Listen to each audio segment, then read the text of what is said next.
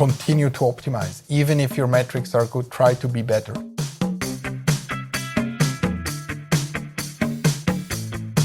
Welcome to the Swisspreneur Show, a podcast about startup stories and hands-on learnings from experienced entrepreneurs. Here's your host, Sylvan.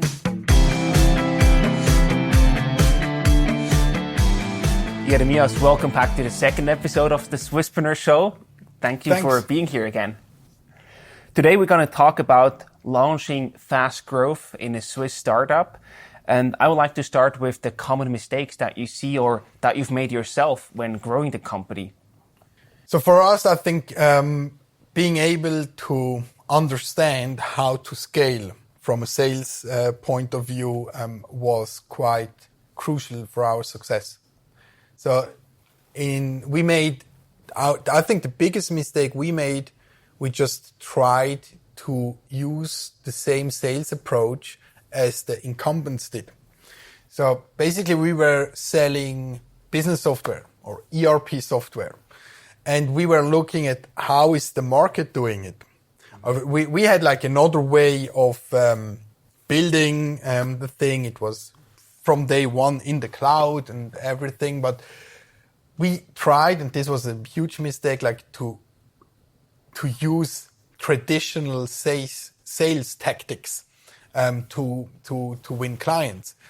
We were just like not really thinking about it, that innovation, we thought, okay, all innovation is in the product, but really rethink also the way you bring the product to your client.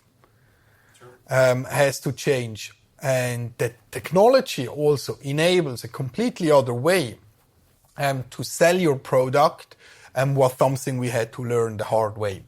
So we launched our product, and in the beginning we also felt like the market was also expecting the traditional sales approach. So they called us and said, okay, could we have a presentation? And we said, of course. And we hired a field sales. The first thing the guy needed was a nice BMW. And he promised us like big numbers and everything. And then he started to have meetings. Now it's so that even the best field sales is doing not more than 5 or 6 meetings a day. And so it wasn't, and then he closed maybe one deal a week. And we were like, okay, we are selling this product for, let's say, 50 Swiss francs a month.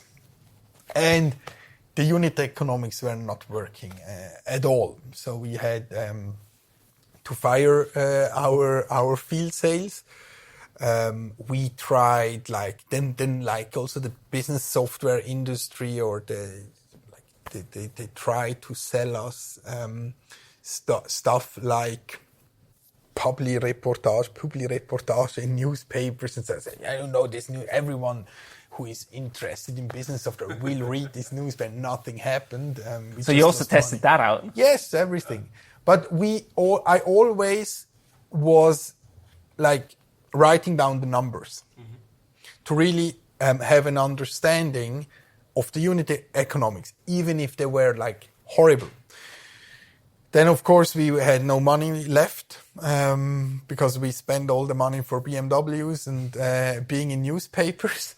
And then we had like a 500 Swiss francs voucher from Google, and we started with AdWords. And this was like quite simple because we were able to put as much money as we were able to, and to then really observe what happened. So we were, with 500 Swiss francs, this brings so much traffic to our website, so many convert to a lead or a free trial, then we can just convert 2 of them to paying customers. So it's, okay, for 500 ad spend, we get this number of customers. Okay, 1 customer costs us X, Y, Z. Okay, this funnel, we can scale. Let's just look for another 2,000 Swiss francs to invest there. And look what happens. And then maybe you can also change your keyword or your targeting and observe what's happening.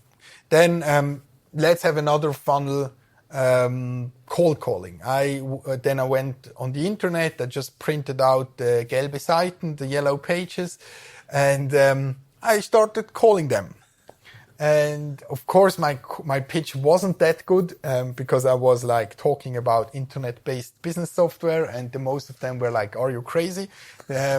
But I was able to have data, so I know, okay, I have to do 50 cold calls to have 1 free trial, and I need 10 free trials for 1 paid subscription. This was like another funnel. But I think this was quite important to really have this deep understanding of the unit economics. And so we tried a lot of stuff. And we're always like tracking the numbers and to be really, really data driven. And today it's still I would say 80% of our new customers, it's still using the same basic techniques, of course, with a much more sophisticated tool set and analysts supporting marketing teams. So it's not the same, but the essentials of having a very performance-driven, data-based marketing and sales approach is still the same. Absolutely. Where did you actually do these tracking, these numbers, when you started out yourself? An Excel spreadsheet was like my tool of choice, but of course we used Google Analytics, but to track cold calling it was just a pen and a paper. Sure. And then you transferred that to your Excel sheet where you had everything in one place. Yes. And then I assumed like, okay, 1 hour of work is worth that much, and I can do this amount of calls an hour, and so I built the funnel. How often did you launch these experiments? Did you have like a certain time frame where you said, okay, now we try a new funnel, we test it for this time period, and then we review about the hypothesis that you had in mind before, whether they were actually verified or falsified? I think it was less about the time frame. It was more about having significant numbers. Okay. So to come back to the early days example, I knew making 10 cold calls isn't a good sample size. So I need to do at least 300 cold calls to really be able to understand this funnel. And today is the same. Of course, today we have other numbers. So we have, I think, up to 200,000 visitors a month on our website. This is quite some traffic, and we are able to validate something much easier or faster because we just have other numbers. But in the beginning, we were really always asking us, is this result already significant enough to take a decision, or do we have to have a bigger sample? Yeah. How do you get the feeling whether it was actually significant or not?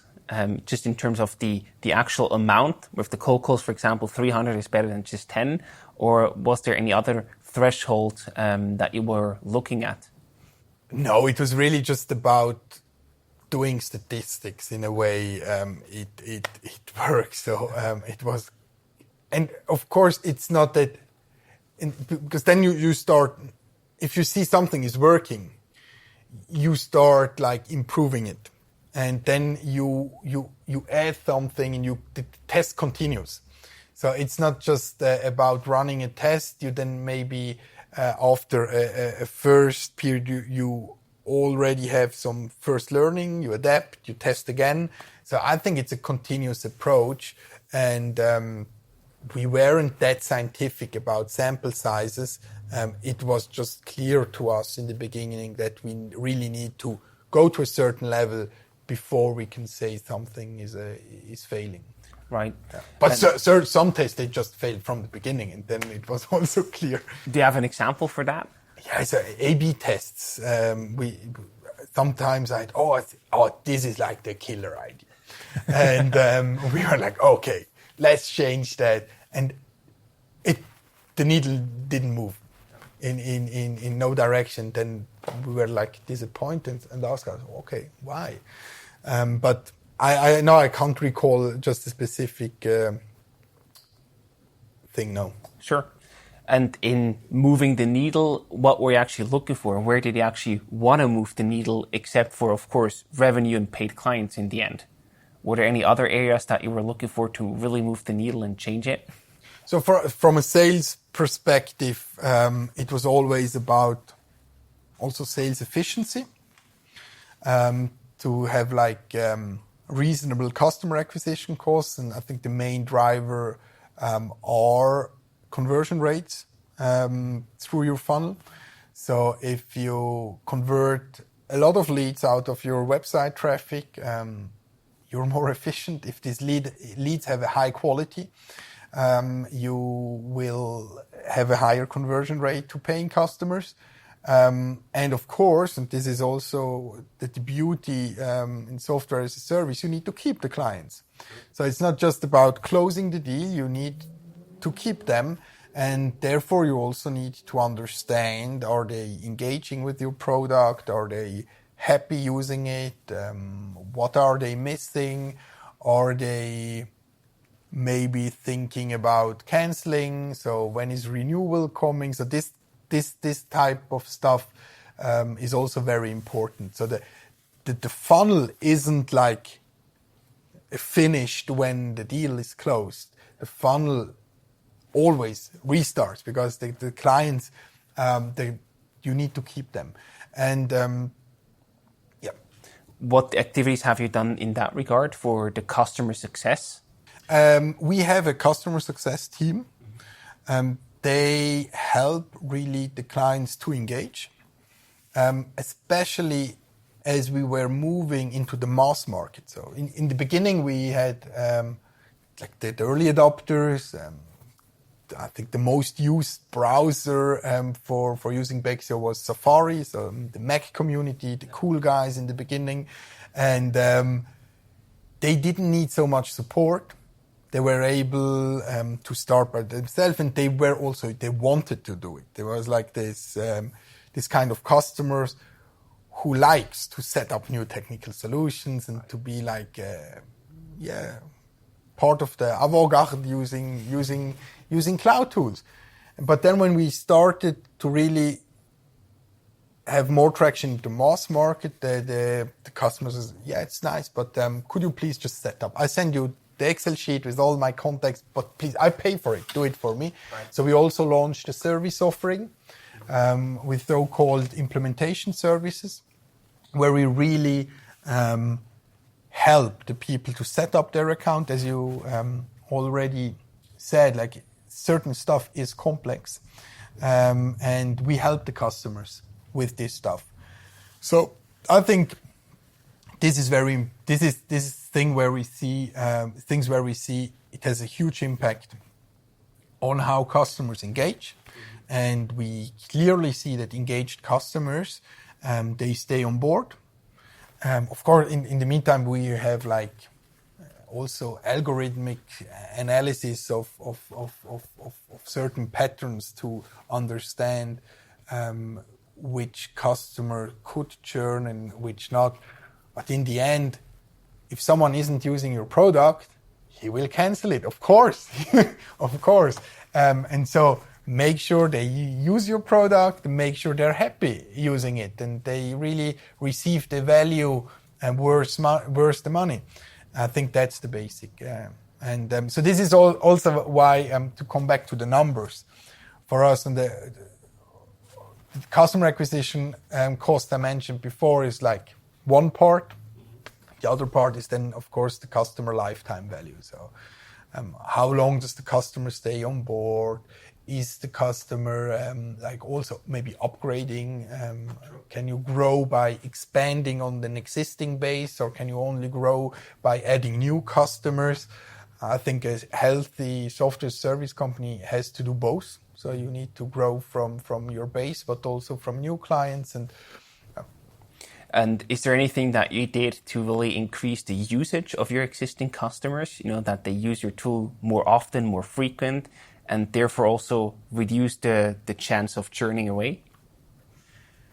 I think we are so we really started with the thing small businesses need every day, like having a proper history on your clients, having all your client data from quote to cash, to have the real product, because this is what really matters to the entrepreneur. It's not accounting.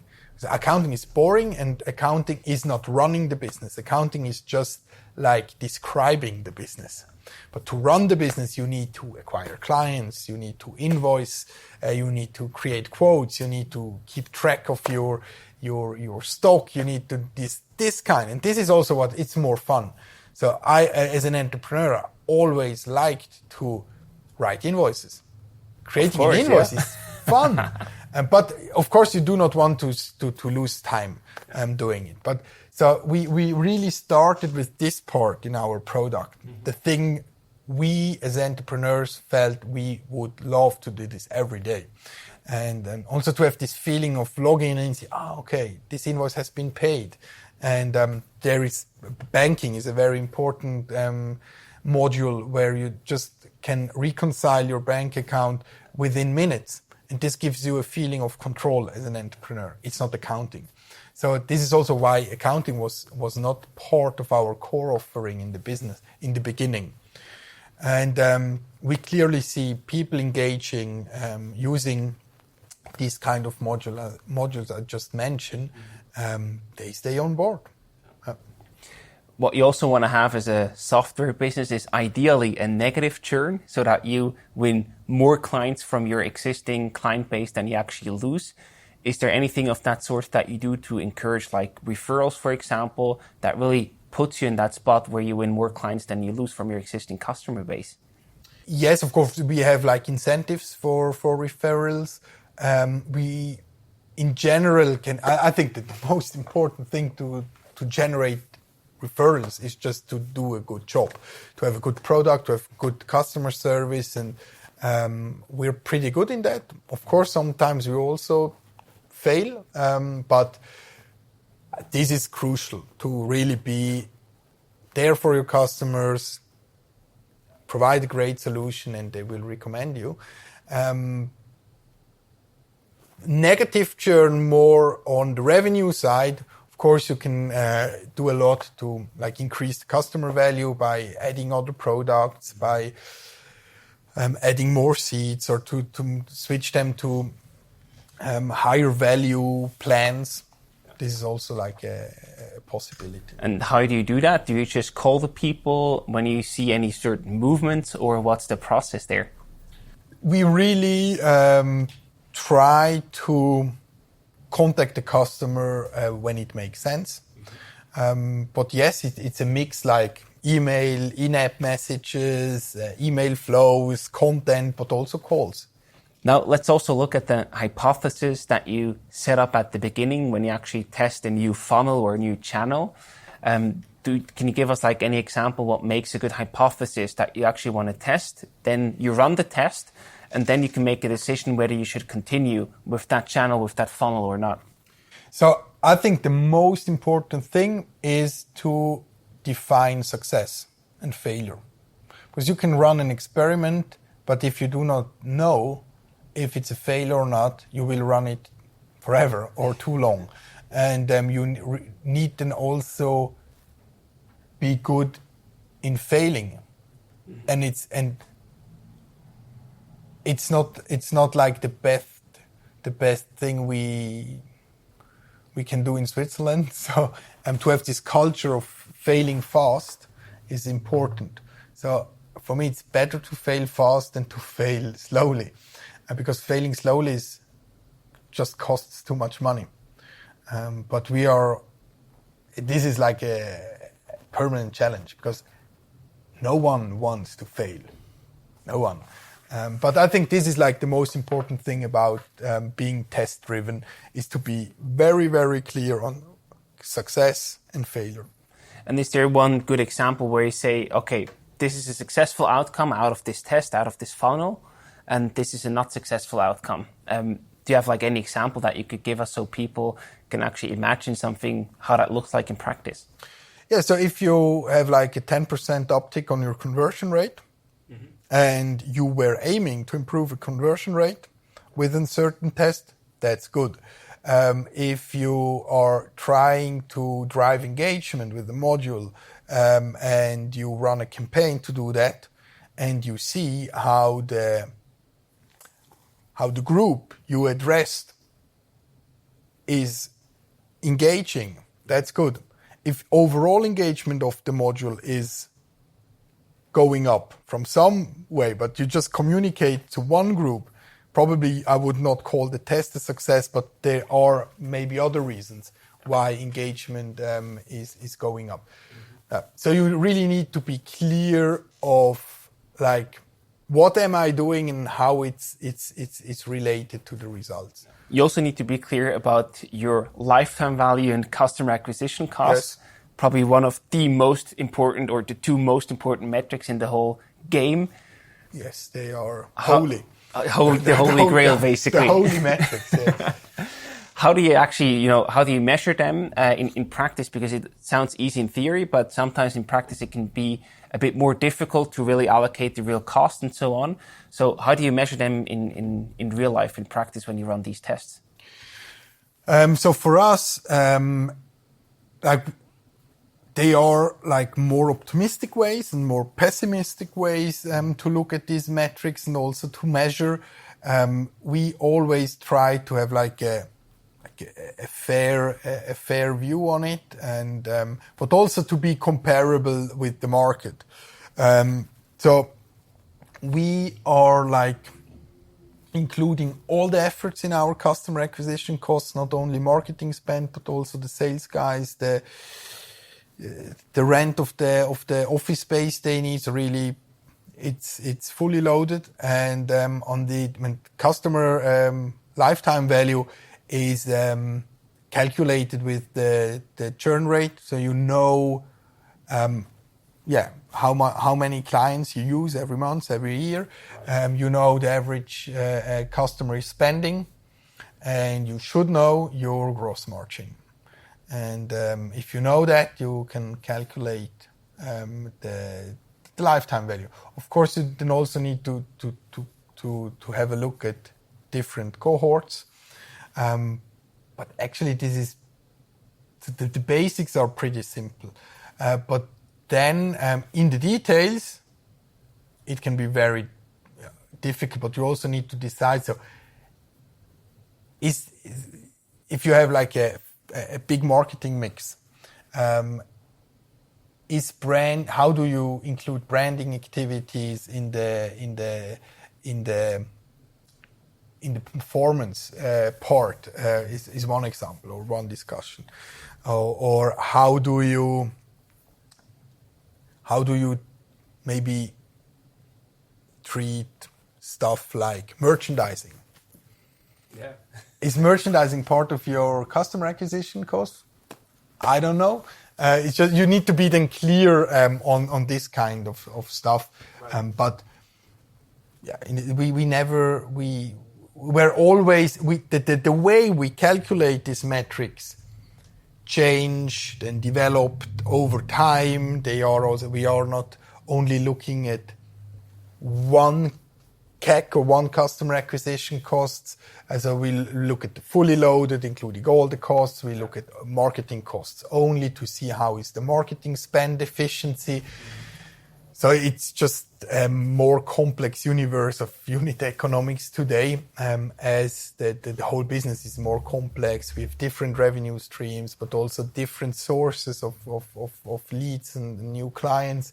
So in the beginning, it was really just an Excel sheet and myself, and now it's a team of analysts doing this kind of stuff. But the basics, the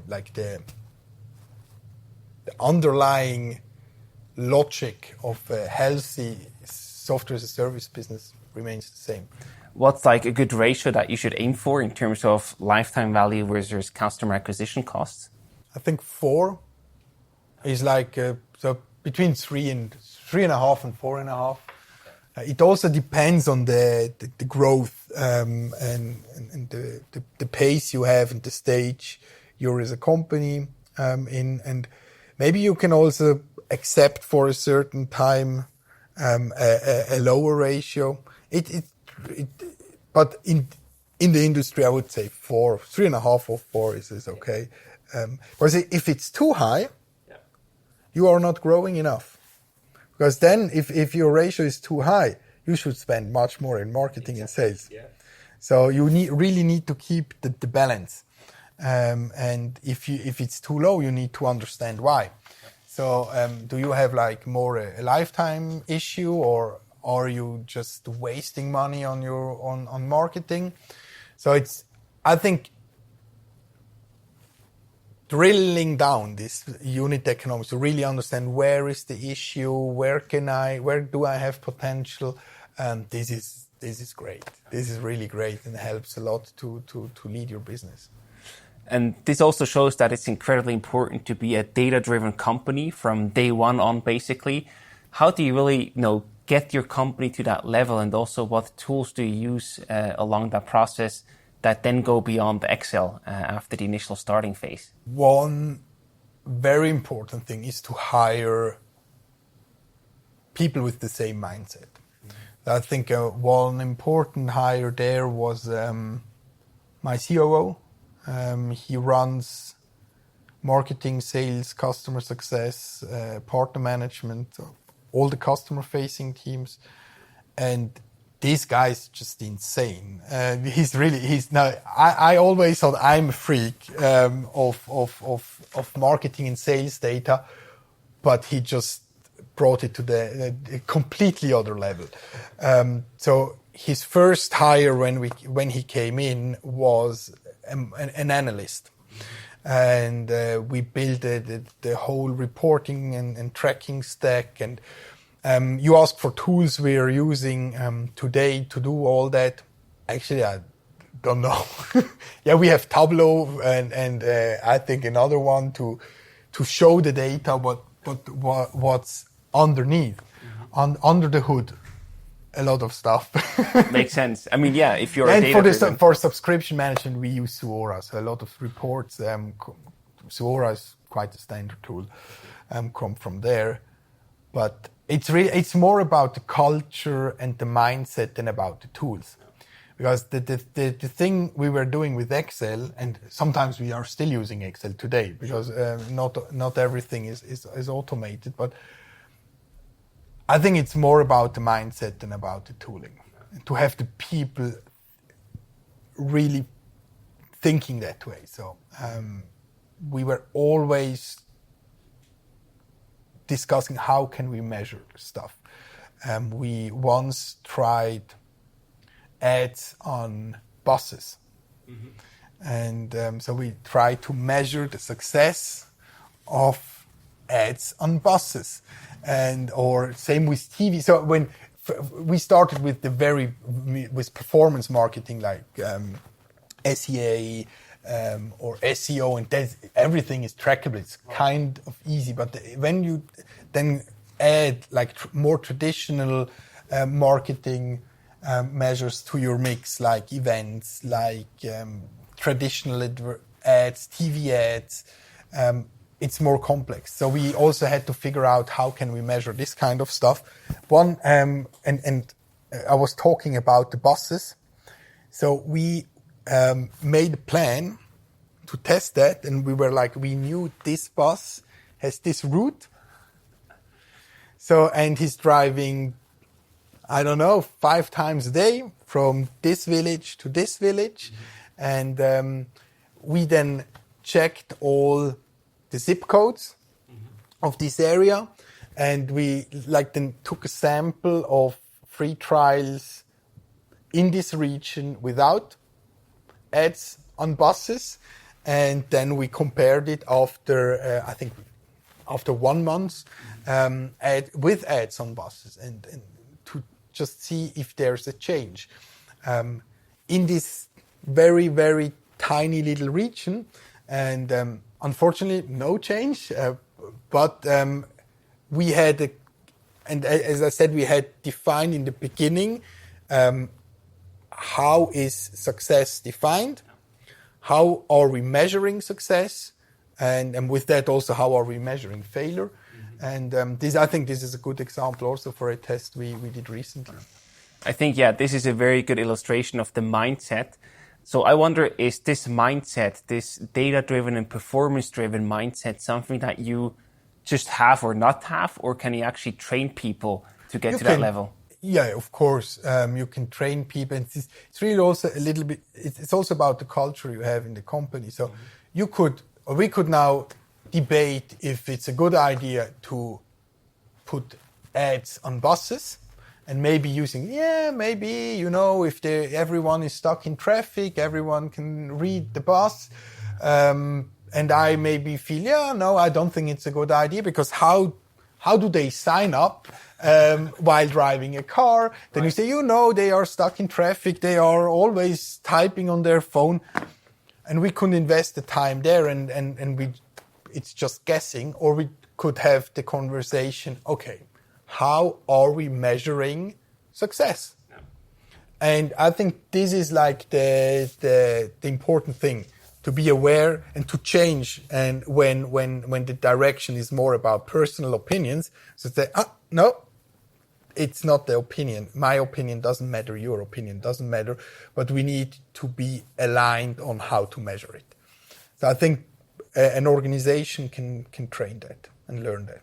I think that's a really great example that really shows the importance of having that mindset. Yes. Because if you then just make decisions based on personal assumptions and personal feelings, basically, you will probably not build a repeatable and successful sales and marketing process. Absolutely. Yeah. Wow. So that's a really great takeaway.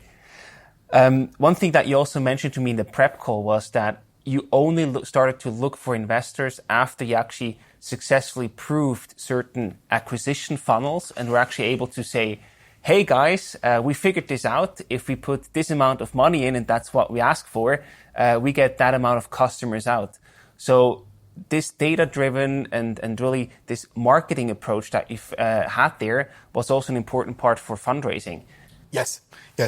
Of course, we had the privilege that we were generating cash flow with our first business to be able to do the initial investments, to build a product, to also be able to spend some money on marketing to gather this data. But yes, in the end, it was like a huge advantage to really be able to tell the investors, guys, look, this is the data we have. If we model the funnel with our history, with our track record, there's a very, very high probability that we will win this amount of clients, bringing us this revenue if you give us that amount of money. And it worked out. I think that's also a way stronger position to approach investors if you have these numbers and have the story there that you can align for the investment process. Yeah, especially in our case, because for investors, it's not very sexy what we were like pitching to them, because they look, but business software, there are dozens of other business software. Is this really a problem? And so if you really know the market, dig a little bit deeper, of course it makes sense. But in the very early days, investors were really, okay, does this really make sense? And to combine like the message, okay, no, we are really bringing value to customers, but hey, look at our sales metrics.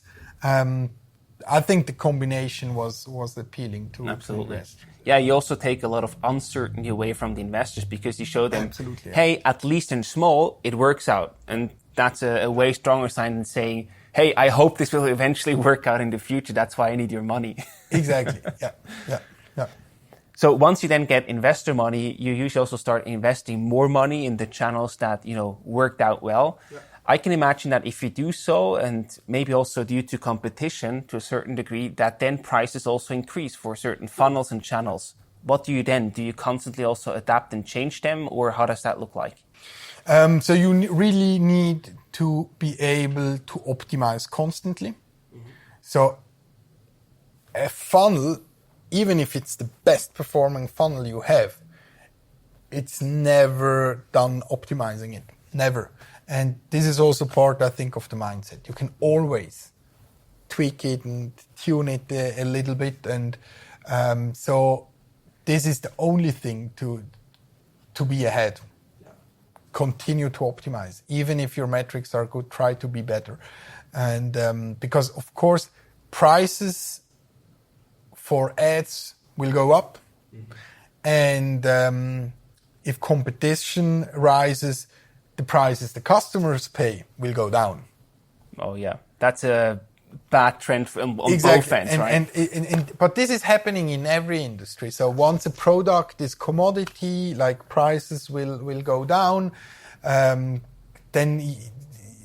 the battle becomes more intense and in the market, and ad prices go up. That's a normal trend. So you need to really be able to deal with that. And if you don't know your numbers and don't pull the plug at the channels that are costing you more than they actually bring in, you're going to be out of business. Exactly. So in the end, you need healthy metrics. Of course, you can also take a decision for a certain time. So just now we will outspend the competition for a certain time, and be very, very, very aggressive. But in the end, we talk so much about this LTV CAC ratio.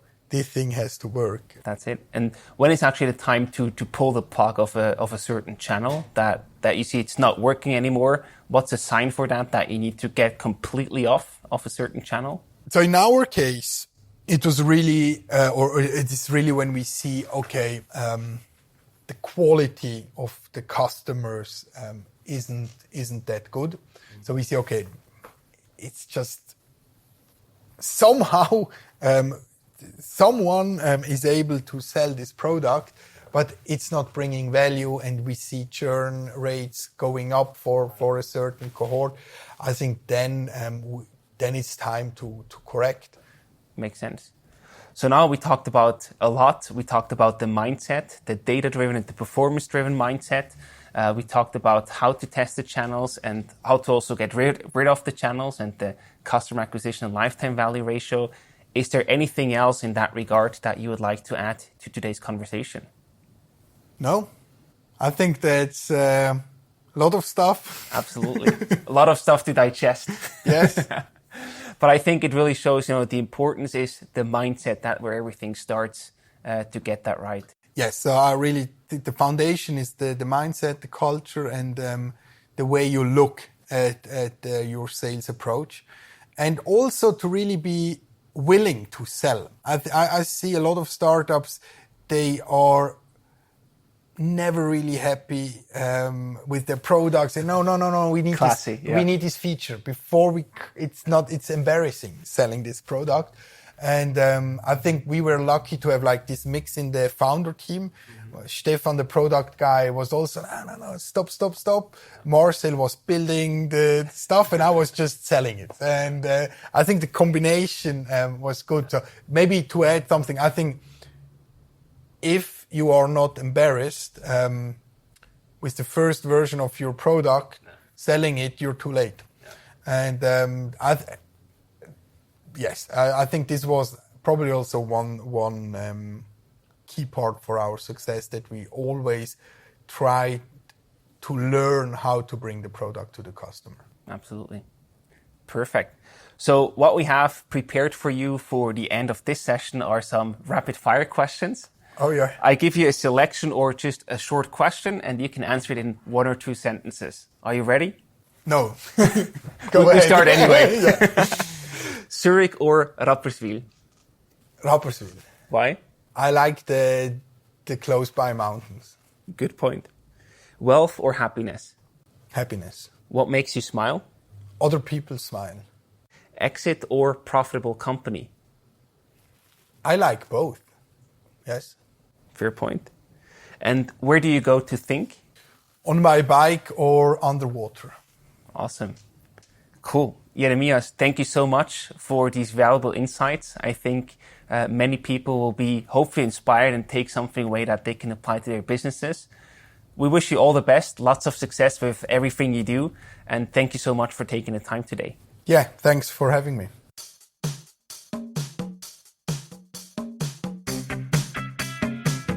Thank you for tuning into today's episode. Stay connected with the Swisspreneur community through our LinkedIn and Instagram profiles. Make sure to subscribe to our show on whatever podcast platform you're using. See you next week for a brand new episode of the Swisspreneur Show.